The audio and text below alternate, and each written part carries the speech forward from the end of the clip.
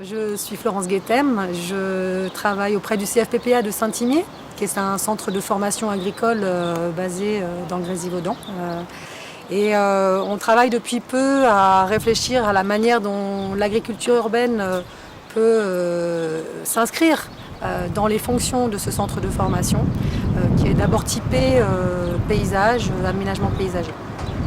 Donc on travaille avec le territoire, du moins on tente de travailler avec le territoire, et notamment au travers de cette expérience Assessiné, qui s'appuie sur une copropriété, et où l'idée c'est de développer d'abord un projet de jardinage hors sol, puis potentiellement d'autres expériences de pratiques jardinières, éventuellement participatives.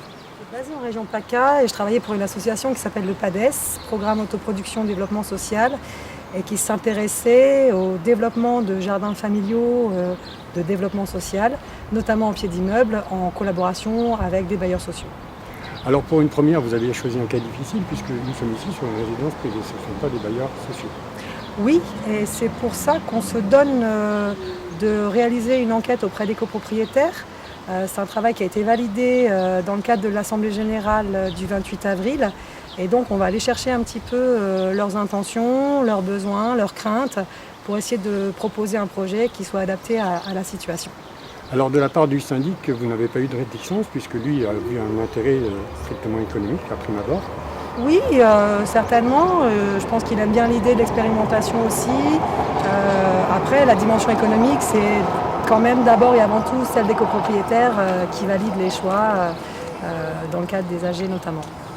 Alors déjà, vous avez déjà une idée de l'accueil qui va vous être réservé?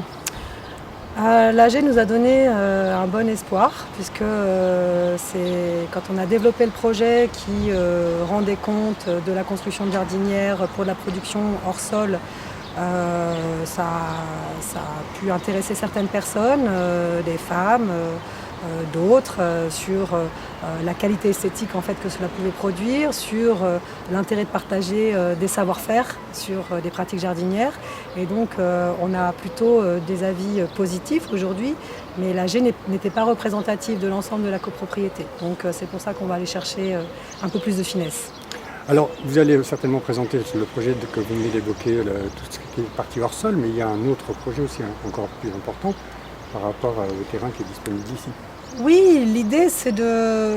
Déjà il y a un potentiel effectivement, c'est une copropriété qui dispose d'à peu près 5000 m² d'espace vert, 1000 mètres linéaires de clôture végétalisée, avec des fonctions de détente, il y a des bancs, des fonctions de mobilité, des fonctions esthétiques simplement. Maintenant c'est est-ce qu'il y a possibilité de réfléchir, pour peu que les habitants soient d'accord, les copropriétaires soient d'accord, de réfléchir à d'autres usages et d'autres manières d'aborder la gestion de ces espaces. C'est tout l'enjeu pour le centre de formation, de savoir questionner la manière d'inscrire de l'alimentation dans le paysage et donc de former les acteurs du paysage à ces nouvelles pratiques. Alors nouvelles pratiques qui sont un petit peu depuis Alternativa à Grenoble dans les tuyaux, on va le dire. Il y a une prochaine réunion qui est prévue le 19 mai, est-ce que vous pouvez nous en dire un peu plus ? Oui, c'est une réunion qui est née de l'initiative de plusieurs acteurs qui se sont regroupés devant le Méliès le 28 avril à l'aube de la diffusion du film Demain. Et l'intention, c'est de regrouper toutes les personnes qui sont intéressées ou impliquées dans ces questions d'agriculture urbaine, jardinage partagé, etc., autour de la question de la souveraineté alimentaire du territoire. Donc c'est une manifestation qui est organisée via le collectif Colibri, Brin de Grelimette, Cultivons nos toits, etc., pour justement agréger les intentions et voir comment est-ce qu'on peut mieux travailler ensemble pour développer ces pratiques. Comment a débuté ce projet? Comment vous êtes rencontrés? Comment vous avez rencontré l'architecte qui a fait ce complexe? Ah, c'est une longue histoire, j'étais pas née. Mais en tout cas, Philippe Blanchet, qui est copropriétaire ici sur la résidence Victor Hugo à Cessiné, a rencontré certaines personnes motivées par le jardinage hors sol. Lui-même avait envie et besoin de végétaliser les abords de son espace. Et donc, progressivement, Johan Hubert, par exemple, qui s'occupe de jardinage hors sol, le CFPPA se sont rencontrés et moi j'ai raccroché les wagons pour essayer de continuer à animer ce projet avec ces acteurs-là qui sont bien motivés. Est-ce que vous avez une échelle de temps à nous annoncer? Alors, les jardinières sont construites. Une quinzaine de jardinières a été construite déjà aux abords de l'espace de Philippe Blanchet sur la copro. L'idée, c'est de pouvoir réaliser l'enquête auprès des copropriétaires dans le courant du mois de mai, avec une réunion de restitution à l'issue. Donc, on va dire qu'à la fin du printemps, on aura déjà de bons éléments. Et puis ensuite, Cultivons nos toits va continuer à animer en fait ce projet avec certainement des séances de portes ouvertes, on va dire, pour amener les gens à comprendre ce qui s'y joue, les techniques utilisées. Ensuite, c'est la réunion de restitution du porte-à-porte qui va nous permettre de donner un là à la dynamique en fait, qu'on va pouvoir générer. Donc, je suis Lucas Courjon. Je fais partie de l'association Cultivons nos toits. C'est une association qui existe depuis 2011 et qui a pour objectif la promotion de l'agriculture urbaine sur le bassin grenoblois. L'un des premiers projets qui a été lancé par l'association est un projet en pleine terre sur la commune de Vif, dans le sud de Grenoble, où on a pu comme ça se former à différentes cultures innovantes pour pouvoir après venir les mettre sur des toits. Puisque notre but est vraiment la culture sur les toits pour réexploiter l'espace foncier qui est perdu à l'intérieur même des villes. On a été contacté par Philippe Blanchet dans le cadre de ce projet Assassiné, puisque nous avons des compétences en culture, en agronomie, en conception potagère, et on a été contacté comme ça pour intervenir au sein de ce projet en tant qu'opérateur, un peu technique. Et comme nous étions à ce moment-là à recherche de projets, nous avons sauté sur l'opportunité de installer, comme il le désirait, un démonstrateur d'agriculture urbaine avec différents modules de culture comme ceux sur lesquels on travaille déjà depuis quelques années à Vif, dans le sud de Grenoble. Et on a pu comme ça installer, on est en train d'installer différents modules comme des modules de culture hors sol, un module d'aquaponie, un mur végétal potentiellement, un poulailler, compost, lombricompost. Donc différents modules vraiment représentatifs de ce qu'on peut faire aujourd'hui en ville en termes de culture. Donc là, les bacs qu'on voit derrière nous sont des bacs de culture qui ont été construits en chantier participatif avec une association qui s'appelle Entropie. Ça a mobilisé une dizaine de personnes sur 2 jours. Et ces bacs étant construits, on va maintenant venir y mettre de la feutrine et ensuite mettre un mélange de terre et d'un matériau un peu plus léger, de la vermiculite, de façon à pouvoir ensuite planter suivant un plan d'association qui a été réalisé un petit peu auparavant. On a comme ça des plantes potagères, des plantes fruitières et des herbes aromatiques qui seront disposées de façon à pouvoir bénéficier des avantages les unes des autres.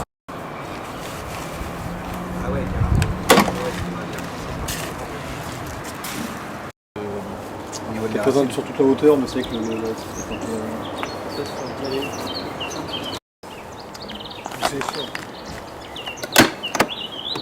oui. Magnifique.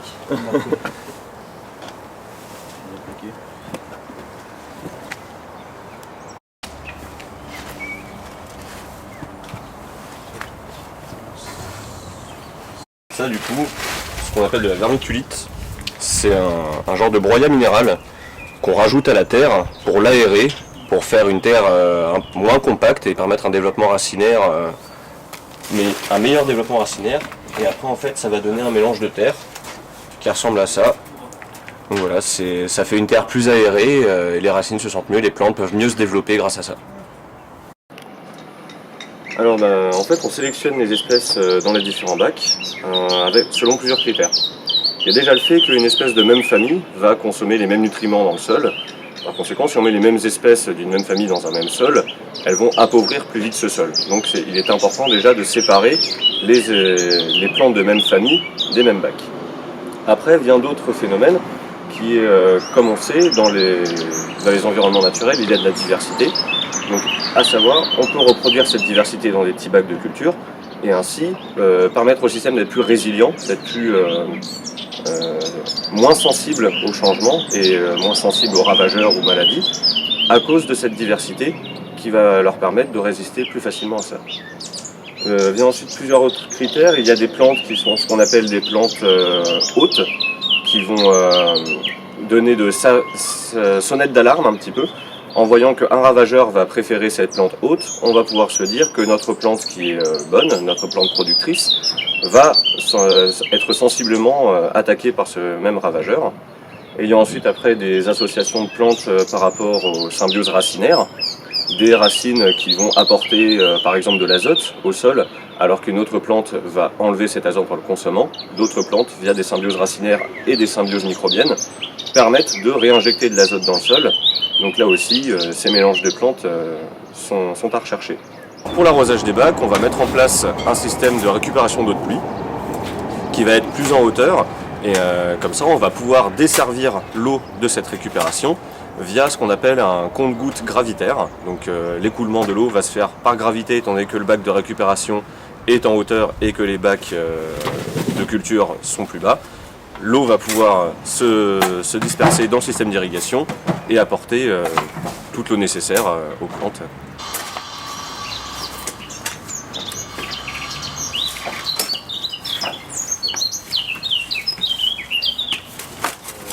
Philippe Blanchet, donc architecte libéral à la retraite.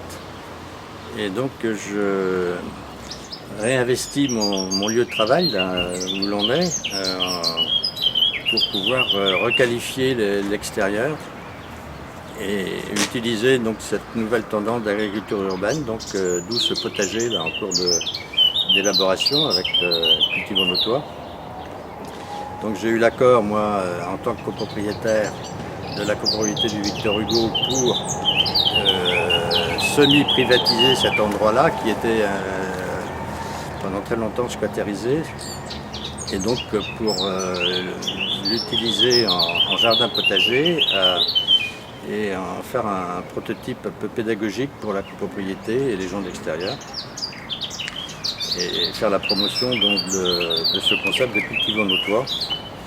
Donc là, on en est à la phase opérationnelle. Il y a eu donc, la construction des bacs par l'association. Et là, actuellement, on est en train de planter le potager.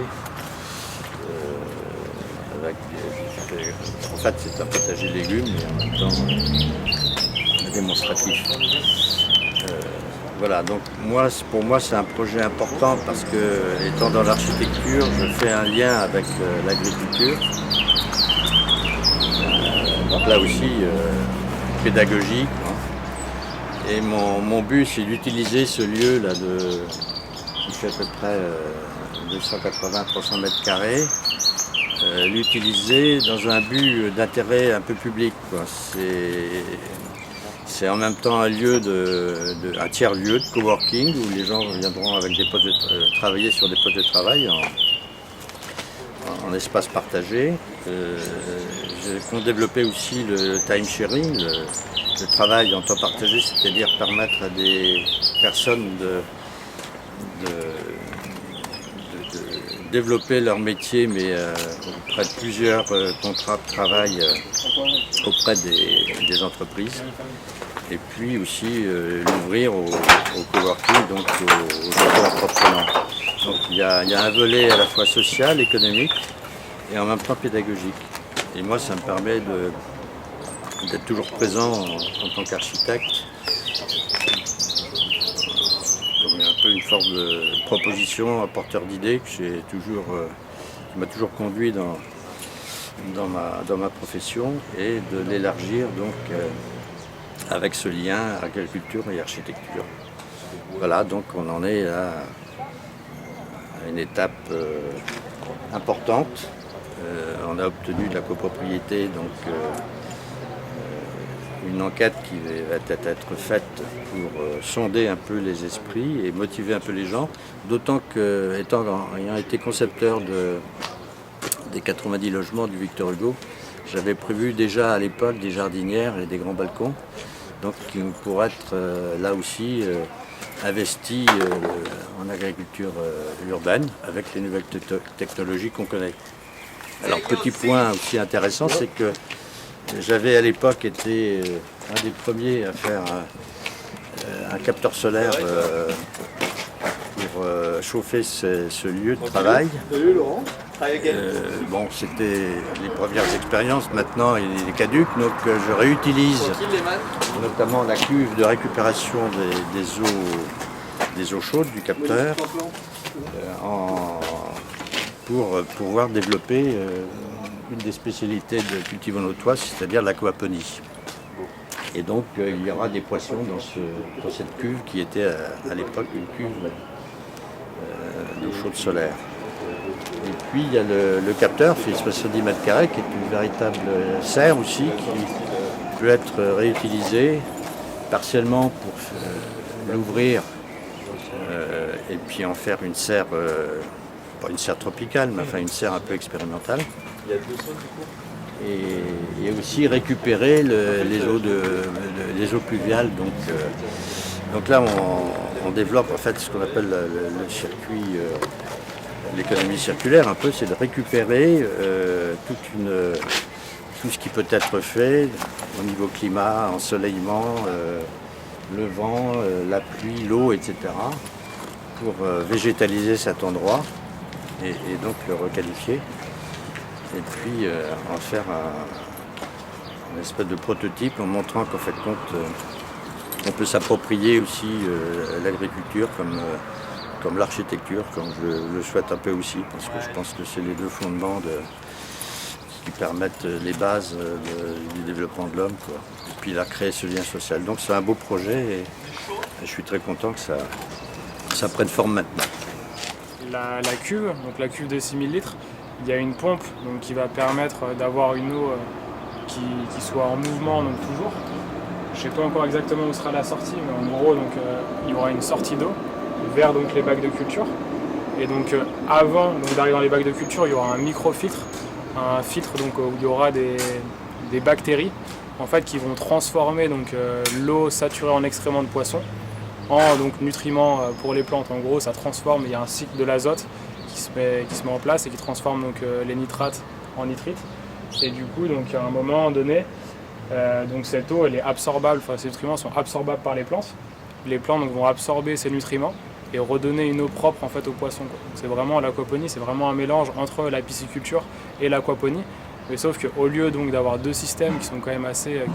qui contaminent, enfin, qui sont polluants, et ben là en fait on crée un écosystème qui autorégule automatiquement en fait l'eau le poisson, enfin les poissons servent donc à nourrir les plantes et les plantes donc redonnent une eau qui est pure aux poissons.